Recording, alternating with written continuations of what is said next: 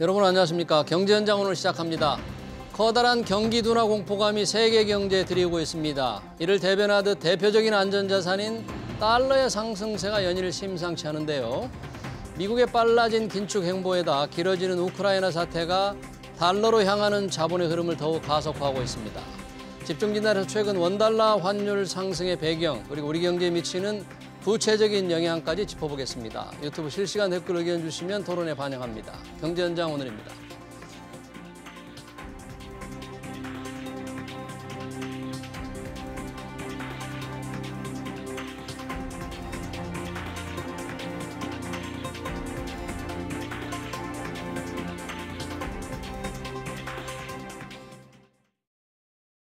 네, 원달러 환율 급등 동향 토론하기 위해서 두 분 모셨습니다. 서지용 상명대 경영학과 교수, 배재수 송현 경제연구소 국제경제본부장입니다. 두 분 어서 오세요. 예, 반갑습니다.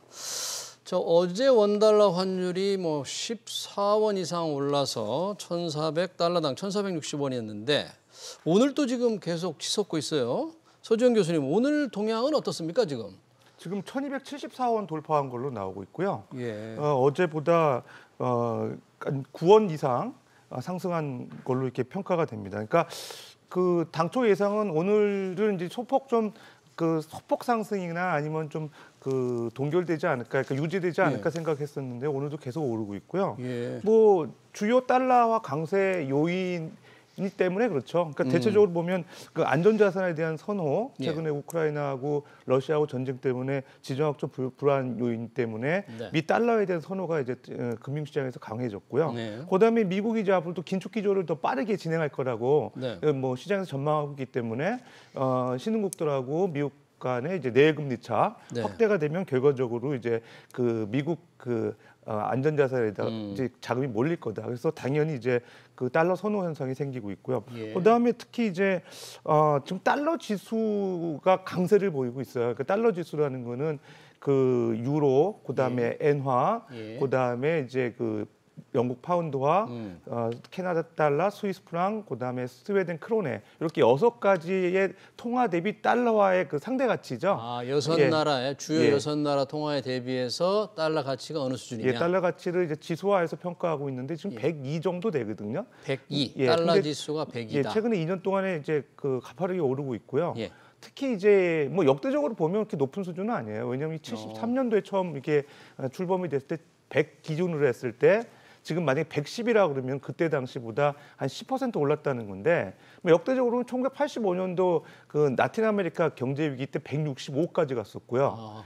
그다음에 최근에는 글로벌 금융위기 2008년에 71까지 갔기 때문에 전체적으로는 높은 수준은 아니지만 그 상승폭이 높다는 거죠. 특히 이제 달러화하고 이제 아시아 그 국가들 간의 이제 그 관계, 달러 통화 가치를 보게 되면 아시아 국가들의 이제 통화 가치 그 절하폭이 상당히 심화되고 있는데 특히 일본은 우리나라보다 더 심하죠. 일본은 계속 기준금리 동결하고 있고 그다음에 이제 수익률 곡선 그 제어 정책이라고 그래가지고 그 지금 일본 같은 경우 물가가 거의 1% 수준도 안 되기 때문에 아직도 그 긴축 정책보다는 그 통화 완화 정책을 쓰고 있기 때문에 상당히 이제 그 엔화가 엔저 유지로 가고 있습니다. 지금 이 달러당 그 130엔까지 높아진 상황이죠. 근데 이제 위안화도 상당히 지금 낮아지고 있고 우리나라도 지금 그 올해만 보더라도 지금 달러 대비 5.2% 평가 절하됐어요.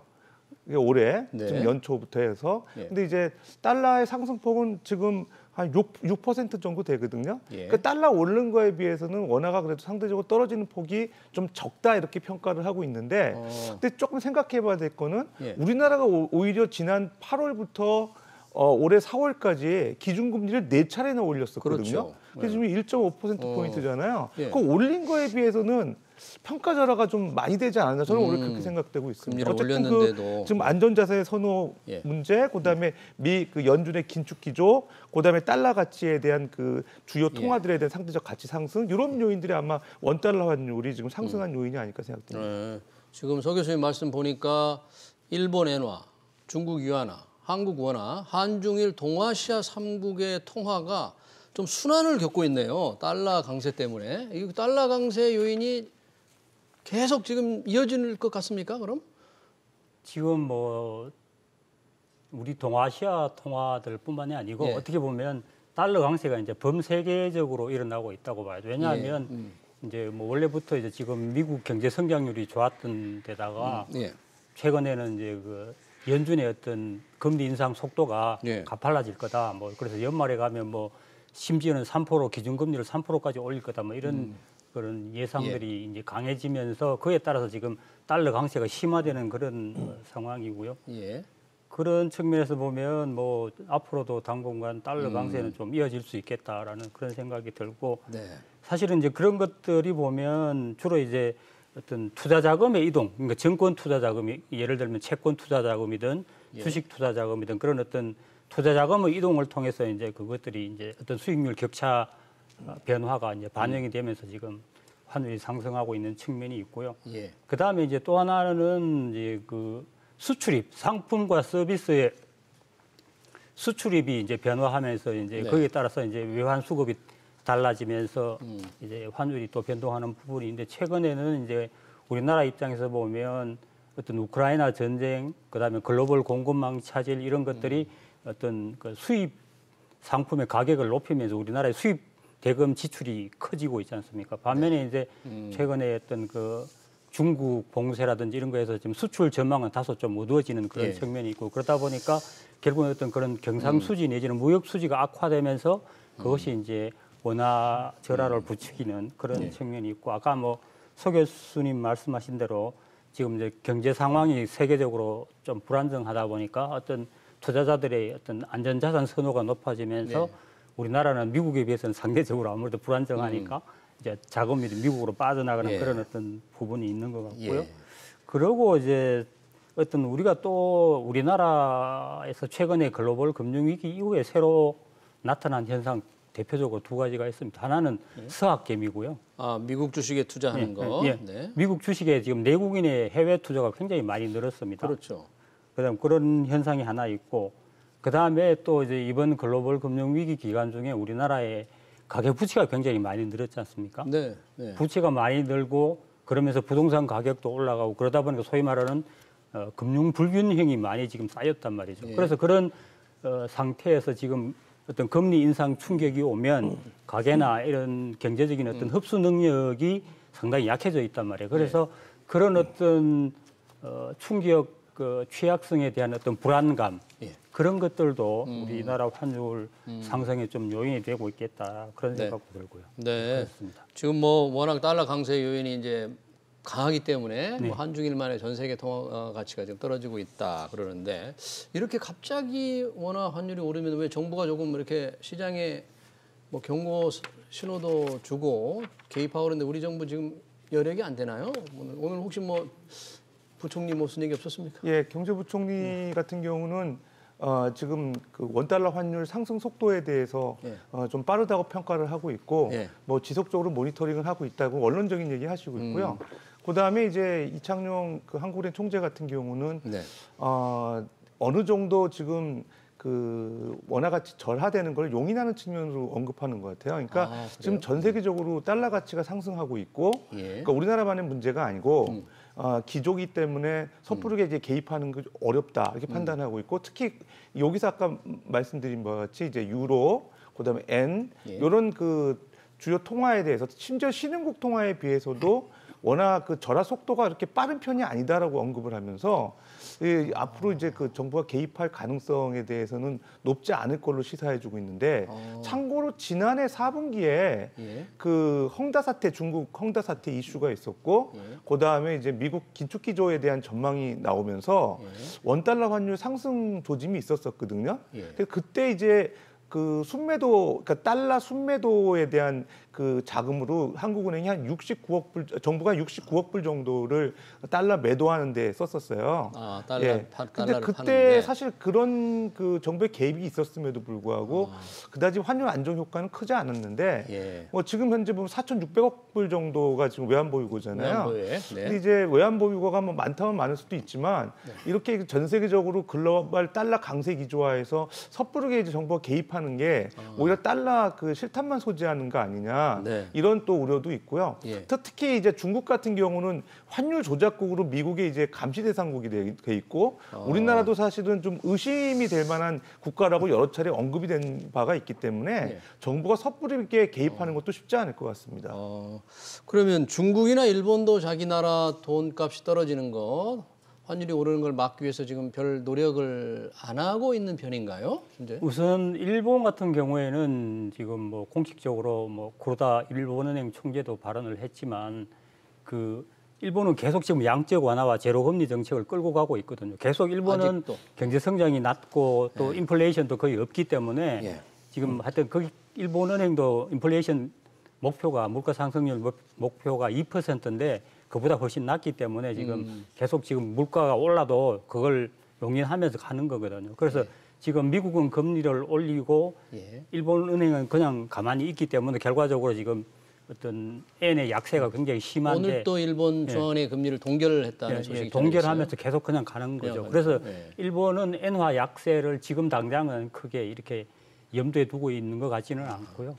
중국은 이제 뭐 지금 그 봉쇄 때문에 이제 좀 어떤 경제 성장 둔화 우려라든지 이런 것이 나오면서 이제 그 위안화 약세가 심해지니까 뭐 지준율도 떨어뜨리고 해가지고 지금 좀 달러를 공급하는 식으로 해서 위안화를 부양을 하는 것 같은 그런 움직임이 있고요. 그다음에 이제 우리나라 뭐 우리 저기 서 교수님 방금 말씀해 주셨습니다. 우리나라 같은 경우에는 크게 지금 두 가지 측면을 봐야 될 것 같아요. 지금 달러가 강세가 보이는 어떤 그다음에 또 원화가 약세를 보이는 측면이 있는데 그것을 어떤 기조적인 측면하고 그다음에 일시적인 어떤 요인들하고 이렇게 나누어서 볼 필요가 있는 것 같아요. 지금 범세계적인 달러 강세라든지 연준의 어떤 금리 인상 이런 부분에 대해서는 어떤 하나의 기조적인 요인이기 때문에 우리 외환 당국이 그에 대해서 뭐 개입을 해서 그걸 막기가 어렵잖아요. 그러니까 잘못하면 진짜 외화만 낭비하고 그렇게 되는 경우로 되기 때문에 그건 좀 필요성도 그렇고 유효성도 낮다. 그래서 좀 그 부분은 그냥 그대로 가는 게 좋겠다라고 생각이 들고 다만 이제 최근에 어떤 우크라이나 사태에 따른 어떤 그런 지정학적 긴장이라든지 중국 봉쇄로 인한 어떤 중국 경제의 어떤 일시적인 둔화 우려 이런 것들은 일시적인 요인이고 또 시간을 두고 가면 이것이 이제 그냥 없어지길 가능성이 높기 때문에 그런 맥락에서 그런 부분들은 심하게 좀 환율이 좀 불안정해지면 정부가 개입하는 것도 방법이 될 수 있겠다. 그렇게 생각합니다. 그러니까 기조적인 요인과 일시적인 요인으로 좀 나눠 봐서 이렇게 좀 차별적 대응을 할 필요가 있다는 얘기인데 우리 요즘 환율 보면은 최근에 그 위안화 가치가 좀 빨리 떨어지잖아요. 그 영향을 지금 많이 받는 거죠. 그렇습니다. 이제 올해 우리나라 같은 경우는 좀 전에도 말씀드렸다시피 달러 대비 5.2% 정도 평가 절하했는데 중국 위안화 같은 경우는 3%밖에 절하가 안 됐었어요. 그러니까 지난해 1월부터 지금까지 그 위안화하고 한국 그 원화하고의 관계를 봤을 때 그 위안화 대비 위안화가 이제 원화에 비해서 그 14% 정도가 절상이 되는 상황이거든요. 그러니까 상대적으로 위안화 가치가 더 높은 거죠. 그래서 지금까지는 그랬는데 지금 코로나19 때문에 주요 그 상하이나 이런 도시들이 봉쇄가 되고 있고 그다음에 또 중요한 거는 최근에 그 중국이 그 대출 우대금리라고 해서 LPR 그 우리나라 기준금리 역할을 하는 그 1년물, 5년물짜리 금리를 동결을 했어요. 안 내리고요. 동결을 했습니다. 그러다 보니까 그 전체적으로 미국과의 그 내외금리 차가 더 확대가 되면 결과적으로 이제 위안화 가치가 더 떨어질 가능성이 있다고 보고 있거든요. 그러면 상대적으로 봤을 때 위안화하고 우리나라 원화 통화에 대한 그 동조화 현상이 상당히 심화되고 있어요. 뭐 내용은 다 이유는 그렇습니다. 한중 간의 수출이 밸류 체인이 이제 공고하게 거시경제 측면에서 자리 잡고 있죠. 우리나라 수출을 주로 중국에 하고 중국은 우리나라 그 한국 부품 산업의 의존도가 높기 때문에 이런 실물 경제 측면에서 의존도가 높고 또 최근에는 이제 위안화에 대한 투자하시는 분들이 원화를 해지를 많이 하고 있어요. 그러니까 지금 그 앞으로 위안화 가치가 떨어질 거라 생각하면은 통상적으로 선물 시장에서 위안화 선물 매도 포지션을 취하게 되는데 그 위안화 그 달러 NDF 시장 역외 선물하는 시장이 유동성이 풍부하지 않아 가지고 오히려 그 한국 그 달러 NDF 시장에다가 그 원화에 대한 매도 포지션을 취하고 있거든요. 그럼 위안화가 떨어질 것으로 예상한 투자자들이 그러니까 비록 이제 위안화 가치가 현물 시장에서 손해를 보더라도 그 선물 시장에서 이익을 보기 위해서 한국이 원화에다 이제 그 매도 포지션을 취해 놓으니까 우리나라 취한다. 그 원화 가치 더 떨어지는 효과가 생겨요. 그럼 앞으로 우리 그 위안화 요인만으로 보면 원화가 더 떨어질 요인이 크다는 얘긴데요. 그렇습니다. 제가 생각할 때는 특히 위안화의 가치가 더 평가절하된다고 봤을 때 달러에 대해서 우리나라가 지금 그 위안화 영향 때문에 더 달러에 대해서 평가절하될 가능성이 있다고 생각됩니다. 예. 그 요인만 본다면 위안화와의 관계성에서만 본다면 원달러 환율 더 올라갈 가능성 예상이 되는데 보통 원달러 환율이 올라가면 기업들에는 이 영향이 어떻게 나타납니까? 좀 피해를 많이 보게 되는 업종이 특히 있나요? 업종을 굳이 이제 좀 가려 본다면은 그 어떤 그 생산을 할 때 원자재를 해외에서 수입하는 비중이 높은 업종, 그 다음에 이제 뭐 이제 생산한 물건을 팔 때 해외 수출 비중이 낮은 아니면은 또 그 원자재 가격 상승분을 판매 가격으로 전가하기가 어려운 산업 이런 쪽이 이제 아무래도 이제 어려움을 많이 겪을 수가 있는데요. 대표적으로 이제 철강 산업, 그다음에 건설업, 그다음에 이제 항공업, 그다음에 여행업도 아마 거기 들어갈 것 같고요. 그다음에 이제 에너지를 많이 쓰는 그 운송업, 그다음에 또 뭐 화력 발전소 이런 쪽도 그런 산업들도 아마 원가 상승이 높아지고 또 반면에 이제 어떤 국내 판매가는 또 쉽게 올리기 어려운 그런 부분이 있어서 상당히 좀 어려움을 겪을 것 같고요. 다만 이제 석유를 직접 수입하는 정유 산업들이 있잖아요. 정유 산업들은 사실은 이제 수입 단가가 확 높아지니까 이제 환율 상승에 따라서 원화 표시 수입 가격이 높아지기 때문에 원가 부담은 있는데 반면에 기업들이 또 내수 판매도 하지만 한 절반 가까이를 때로는 그 수출도 합니다. 수출을 많이 하죠. 그래서 수출을 많이 하니까 예. 그 수출에서 이제 오히려 이제 더 많은 이득을 얻을 수가 있으니까 그런 맥락에서 보면은 예. 뭐 거의 이제 수입 그러니까 물가 상승과 수출 판매 가격 인상이 똔똔 될 수 있는 그런 측면이 있고요. 예. 뭐 결과적으로 보면 이런 어떤 산업도 산업이지만 제가 볼 때 이제 가장 큰 피해를 보는 사람은 네.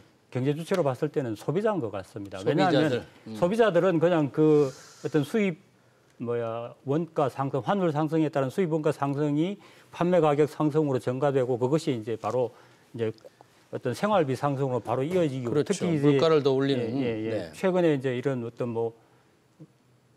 석유 가격이라든지 이런 또 식품 가격이라든지 이런 것들이 많이 뛰고 있지 않습니까? 그런 것들을 그대로 고스란히 떠안아야 되기 때문에 월급은 많이 안 오르는데 물가만 오르니까 그런 측면이 있는 것 같습니다. 수입 물가만 올려서 결국은 호주머니를 호주머니를 좀 좁히는다는 얘기인데 옛날에 그래도 원달러 환율이 오르면 뭐 자동차 수출이 좋아지고 하는 긍정적인 효과도 많이 있었는데 요즘은 그런 효과가 좀 많이 줄었습니까? 일단 효과가 이제 연구 결과에서 보게 되면 보통 이게 그 원달러 환율이 우리나라 그 기업 가치에 미치는 영향을 보게 됐을 때 글로벌 금융위기 이후에 그 원달러 상승에 실제로 좀 황승이 되면 수출 기업의 그 이익을 가져온다고 그동안은 많이 연구가 있었는데 그런 것들이 많이 좀 둔화됐다고 합니다. 왜 그러냐면 실질적으로 우리나라 제품 경쟁력이 높아져서 실제적으로 이제 꼭 가격 경쟁력에서만 승부하는 원달러 환율 상승에 의존하는 그런 수출 기업보다는 이제 원화 가치가 높다 하더라도 충분히 수출 경쟁이 있다고 이제 평가가 되고 통상적으로 이제 그 환율 변동성이 더 문제인 것 같아요. 그러니까 환율 변동이 되면은 이런 미래에 대한 투자 불확실성 때문에 설비 투자가 잘 안 이루어져가지고 수출 물량이 줄어든다는 그런 문제도 있거든요. 그러니까 가장 문제는 이제 한 방향으로 높아지냐 낮아지냐보다는 변동성이 더 부정적인 영향을 줄 것 같고요.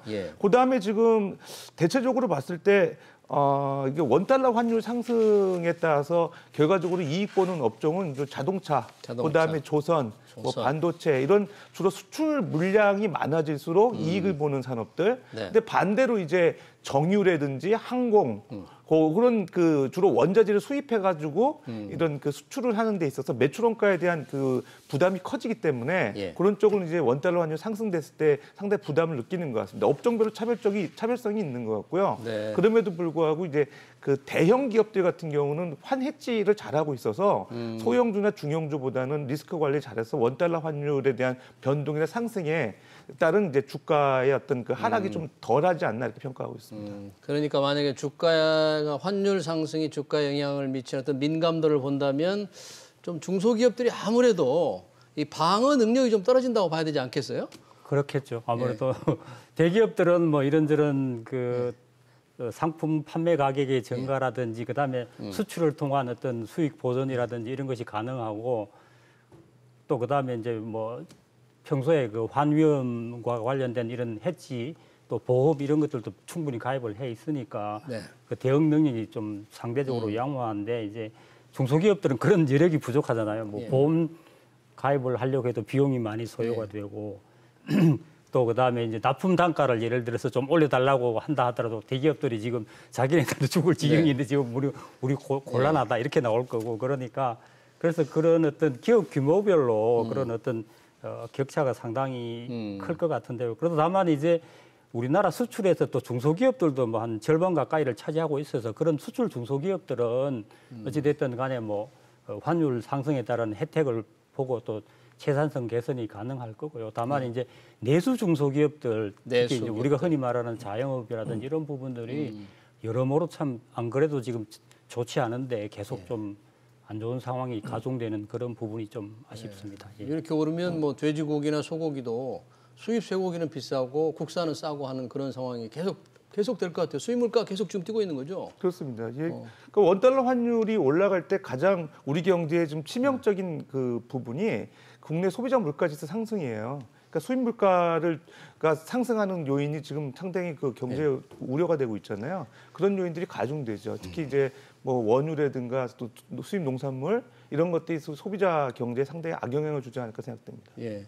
주식 시장에서 외국인 자금은 지금 이렇게 환율 상승이 되면 이것 때문에 이렇게 빠져나가는 겁니까? 아니면 결국은 환율이 오르니까 오를 걸 예상해서 나가는 겁니까? 어떻게 인과관계 어떻게 됩니까?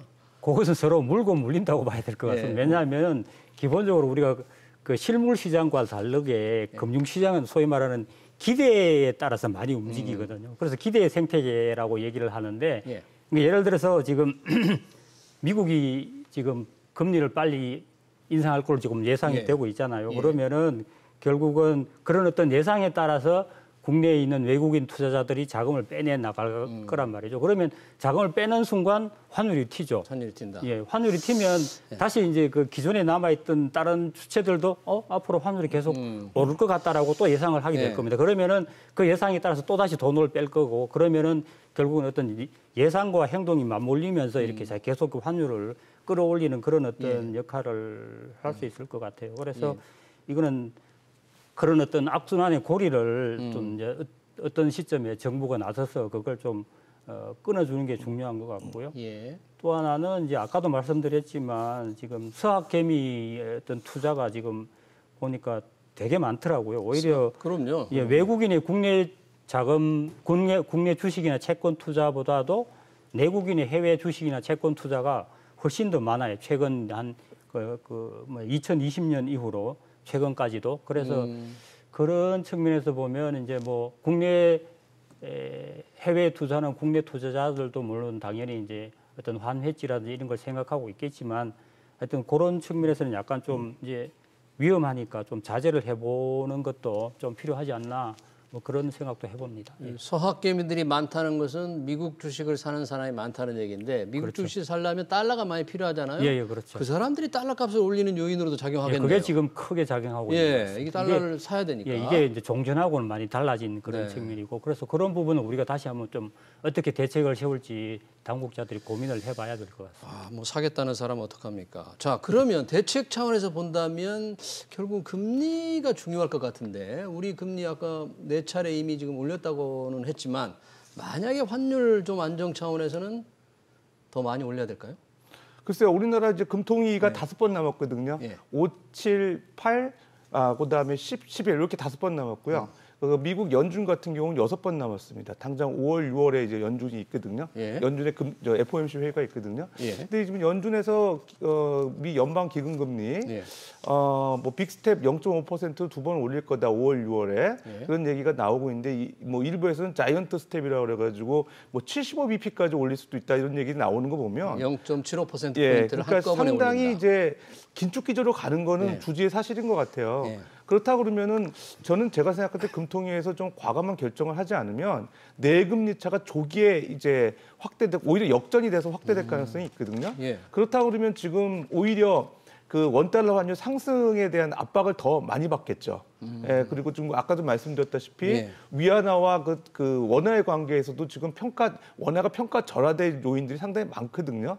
지금 그런 상황에서 결론적으로 봤을 때는 지금 그 금통위에서 좀 중요한 그 의사결정을 해야 될 상황이다. 그렇게 보여지는데 다만 이제 가계부채 문제가 좀 걸림돌인 것 같아요. 그렇죠. 빚이 이제 많으니까. 그 차주들의 이자 부담이 가중되고 이런 그 가계부채 문제에 대한 또 고민이 있을 텐데 네. 그럼에도 불구하고 이제 지금 0.25%포인트씩 이제 인상했을 경우에 네. 그 미국 연준에서는 심지어 뭐 50bp, 0.5%포인트 이상씩 올리는 것, 뭐 물론 거의 기정사실화되고 있는데 이런 상황에서 원달러 환율이 이렇게 상승하게 됐을 때 우리나라 물가 상승률이 더 높아질 가능성이 있거든요. 그러니까 예. 물가를 잡기 위해서 지금 통화 정책을 피는 거 아니에요. 예. 그런 측면에서 보면 그 우리나라 금통위에서도 긴축 기조를 좀 강화하지 않을까 생각은 듭니다.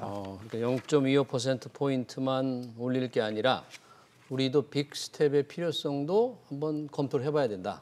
예, 조심스럽게 한번 검토를 해봐야 될 것 같습니다. 예, 이 환율 이렇게 급등 얘기할 때 우리나라 돈이 막 빠져나가고 어떤 환율 방어 차원에서 얘기하는 이 한미 통화 수합 있지 않습니까? 지난 3월에 우리가 한미 통화 수합 잘 하고 있다가 만료가 됐지 않습니까? 이게 필요성을 주장하신 분도 많은데 우리 어떻게 생각하십니까?